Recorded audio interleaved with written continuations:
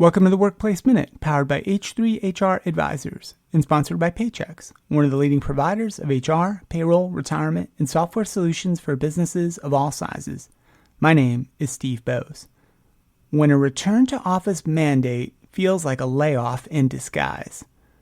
While many business owners and CEOs genuinely believe that requiring increased or even full-time in-person working for employees who had either been fully remote or largely working remote since the pandemic began makes good business sense from a productivity and culture standpoint, which is debatable, it does seem likely that at least some of these mandates are really intended to affect employee count reductions without having to explicitly announce and conduct layoffs.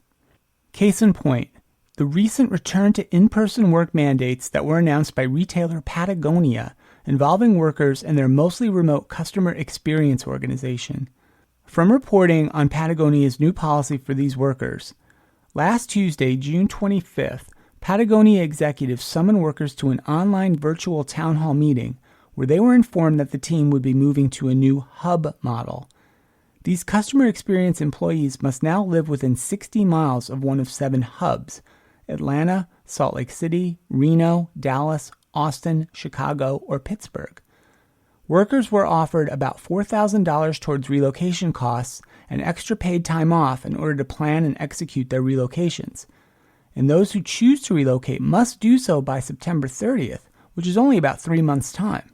If they are not willing to move to nearby one of these hub locations, employees must leave the company, and they were only given 72 hours until last Friday to confirm their decisions. And if workers didn't respond by Friday, Patagonia would assume that they have chosen to separate and they would accept a severance package and start that process. And the town hall was then followed by each employee having a one-on-one meeting with HR before access to company laptops and phones was shut off later that day.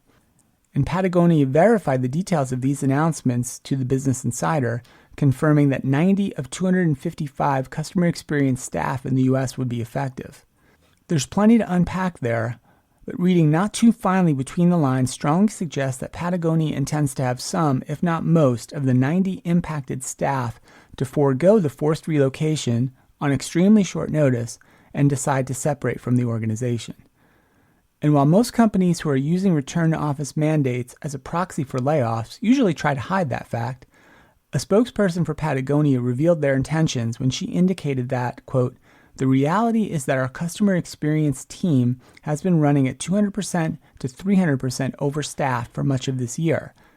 And she added that, while we hope to reach the needed staffing levels through attrition, those numbers were very low and retention remained high. In short, Patagonia decided that the customer experience team was overstaffed, and waiting for reductions via normal attrition was not paring down the ranks quickly enough for their liking, so they came up with the hub office and 72 hours to decide relocation schemes, knowing that many workers would simply self-select out of the organization. Thus, Patagonia's headcount issue gets solved.